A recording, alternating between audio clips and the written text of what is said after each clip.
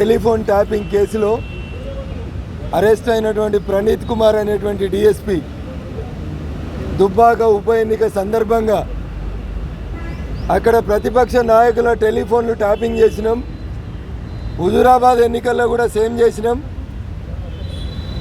మునుగోడు ఉప ఎన్నిక లోపల కూడా ప్రతిపక్షాల నాయకుల ఫోన్లు ట్యాపింగ్ చేసినామని పోలీసు ఉన్నతాధికారుల ముందు అంగీకరించినట్టు అన్ని దినపత్రికల్లో అన్ని టీవీ ఛానళ్లలో కూడా వార్తలు వస్తున్నాయి. నేను ఈ మాట ఇయ్యాల చెప్పలే. దుబ్బాక ఉప ఎన్నిక అయిపోయిన తెల్లారే నేను ఇదే డీజీపీ కార్యాలయంకి వచ్చి నా ఫోన్లు ట్యాప్ చేసిండ్రు, పోలీస్ అధికారుల మీద చర్య తీసుకోమని దరఖాస్తు ఇస్తే ఆ రోజు ప్రభుత్వం స్పందించలేదు.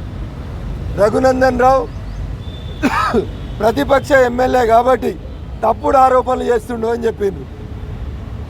నవంబర్ 2020లో నా ఫోన్లు, నా కుటుంబ సభ్యుల ఫోన్లు విన్నరని నేను ఏదైతే ఆరోపించిందో అదే నిజమని ఇప్పుడు జరుగుతున్నటువంటి టెలిఫోన్ ట్యాపింగ్ కేసులో బయటకు వచ్చింది.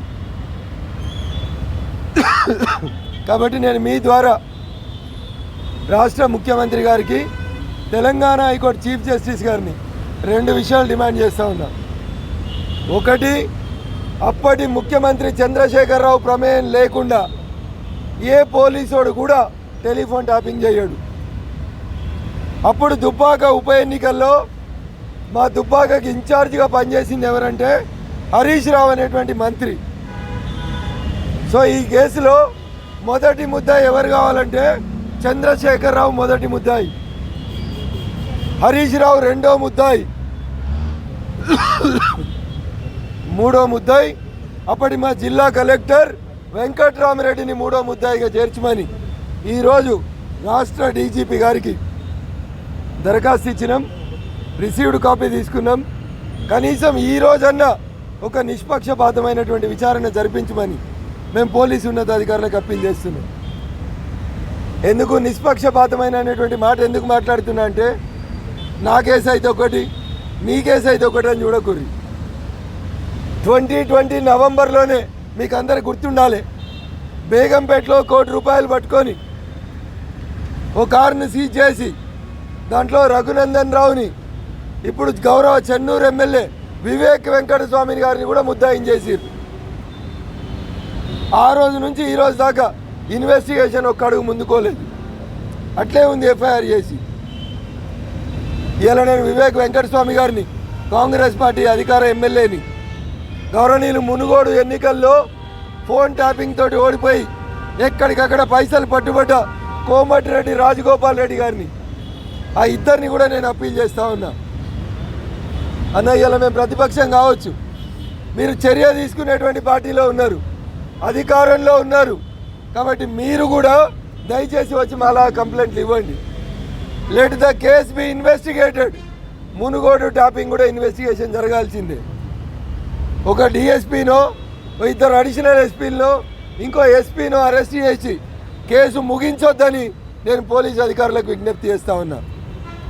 అప్పటి డీజీపీ ఎవరైతే ఈ ఇన్స్ట్రుమెంట్స్ కొన్నాడో, ఎవరు కొన్నారు, ఏ దేశంలో కొన్నారు, ఎన్ని పైసలకు కొన్నారు, కొనేతందుకు అమెరికాకు పోయిన డిఎస్పీ ఎవరు, కొనేతందుకు అమెరికాకు పోయిన ఆ డిఎస్పీతో పాటు పోయిన అప్పటి డీజీపీ పిఏ ఎవరు?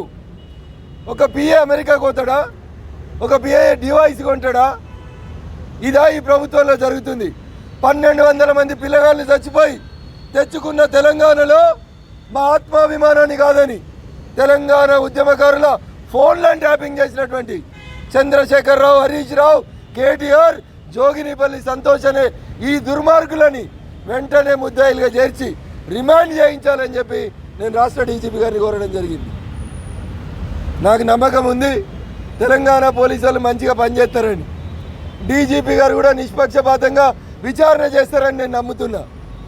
నా ఎఫ్ఐఆర్ నవంబర్ 2020 చంద్రశేఖరరావు, హరీష్ రావు, వెంకట్రామరెడ్డిల మీద సెపరేట్ ఎఫ్ఐఆర్ చేసి ఇన్వెస్టిగేషన్ చేయమని అడిగిన. చేస్తారనే నమ్మకం నాకుంది. నిన్న నాలాగనే ఇంకో తెలంగాణ ఉద్యమకారుడు ఎన్ఎం శ్రీనివాసరెడ్డి కూడా ఒక దరఖాస్తు ఇచ్చిపోయిండు. ఇవాళ ఇంకో బాధితుడు మహేశ్వరం నుంచి పోటీ చేసిండు, సబితా ఇంద్రారెడ్డి మీద పోటీ చేసిండు, మా పార్టీకి వెళ్ళి పోటీ చేసిర్రు. అందెల శ్రీరాములని బీజేపీకి వెళ్ళి పోటీ చేసిండు. 2 సార్లు మహేశ్వరంలో సబితా ఇంద్రారెడ్డి గారికి గట్టి పోటీ ఇచ్చిండు మిత్రుడు అందెల శ్రీరాములు.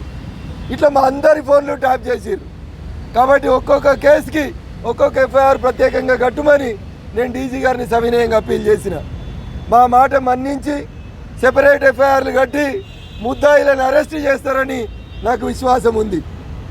ఒకవేళ మా నమ్మకాన్ని పోలీస్ శాఖ వమ్ము చేస్తే ఇంకో విషయం కూడా తెలిసింది. నిన్న కొందరు జడ్జిల ఫోన్లు కూడా విన్నారట. ఈసార్లు హైకోర్టు జడ్జిల ఫోన్లు కూడా విన్నారట. అందుకని కొద్దిగా అయితే సుప్రీంకోర్టు చీఫ్ జస్టిస్ వస్తున్నారు. 5 గంటలకు తెలంగాణకు వస్తున్నారు. హైకోర్టు బంగ్లాకి భూమి పూజ చేసేందుకు. తెలుగు మాట్లాడే మా తెలంగాణ జడ్జిల్లారా, ఆ సుప్రీంకోర్టు చీఫ్ జస్టిస్ కన్నా చెప్పుండ్రి మీ జడ్జీల ఫోన్లు కూడా కొంతమంది చంద్రశేఖరరావు ఆదేశాల మేరకి పోలీసు వాళ్ళు విన్నారు. కాబట్టి now my sincere request to the honourable chief justice of India, illegal tapping is done in Telangana. This is not only the allegation of Raghunandan Rao. This was the allegation of Andhra Pradesh Chief Minister Mr. Nara Chandrababu Naidu also. So now I demand the Chief Justice of this country to provoke, to instigate and to order the Telangana DGP to involve in this matter and kindly make a free and fair inquiry in the comprehensive manner, not in the piecemeal manner. This is my humble request to the Honorable Chief Justice of India, because these phones were not only used in Telangana. Karnataka ఎలక్షన్లు ఉంటే ఈ device బీదర్కి పోతుంది. ఆంధ్రప్రదేశ్లో election ఉంటే ఈ device Suryapet Kodad మధ్యకు పోయి ఆంధ్రప్రదేశ్ ఎమ్మెల్యేల ఫోన్లు ఉంటుంది. దీని వైశాల్యం తెలంగాణ ఎల్లలు దాటి కర్ణాటకలో కుమారస్వామి కోసం, ఆంధ్రప్రదేశ్లో జగన్మోహన్ రెడ్డి కోసం, ఇట్లా వాళ్ళ ఇష్టం ఉన్న దోస్తుల కోసం చేసిర్రు. సినిమా ఇండస్ట్రీని బ్లాక్మెయిల్ చేసిర్రు, రియల్టర్లని బ్లాక్మెయిల్ చేసిర్రు. అన్న మీకు ఇంకో మంచి మాట చెప్తా. ఒక ఆయన రియల్ ఎస్టేట్ వ్యాపారం చేసుకుంటాడు. ఆయన మీద వీళ్ళ కన్ను పడ్డది. నెంబర్ 2దో నెంబర్ 3దో కన్ను పడ్డది. ఆయన ఇంటికి పోలీసు వాళ్ళని పంపి ఇంట్లోకి వెళ్ళి 2 కోట్ల క్యాష్ ఎత్తుకొచ్చిర్రు. పంచనామా చేయలే, కేసు చేయలే, 2 కోట్లు తీసుకుపోయారు పోలీసు వాళ్ళు. తర్వాత వాళ్ళ ఇంట్లో తుపాకులు పెట్టి 13 కోట్లు నగదు ఎలక్టోరల్ బాండ్స్ కొనిపించారు. మన పేపర్లలో వచ్చింది ఆ కంపెనీ పేరు. అదృష్టం ఏంటంటే ఇలా ఆయన టీవీ ఛానల్కి ఓనర్ అయ్యిండు. పేరు చెప్పడం నాకు మంచిగా ఉన్నది. జర మీరే ఎంక్వైరీ అయ్యారన్నా. 4th ఎస్టేట్ అన్న మీరు. మేము తప్పులు చేస్తే, రాజకీయ నాయకులు చట్టాలు చేసే వాళ్ళు తప్పులు చేస్తే, కార్యనిర్వాహక వ్యవస్థ తప్పు చేస్తే, జ్యుడిషియరీ తప్పు చేస్తే స్క్రూటినీ చేయాల్సినటువంటి మా మీడియా మిత్రులకి మేము సవినయంగా అప్పీల్ చేస్తూ ఉన్నాం. మీడియా మిత్రులు ఇళ్ళకి వెళ్ళి కూడా తుపాకులు పెట్టి పైసలు ఎత్తుకపోతుర్రన్న. అందుకని ఒకసారి దయచేసి ఆలోచించుర్రి.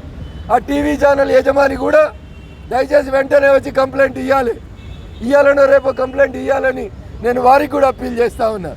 ఇంకో 4 రోజులు చూస్తా.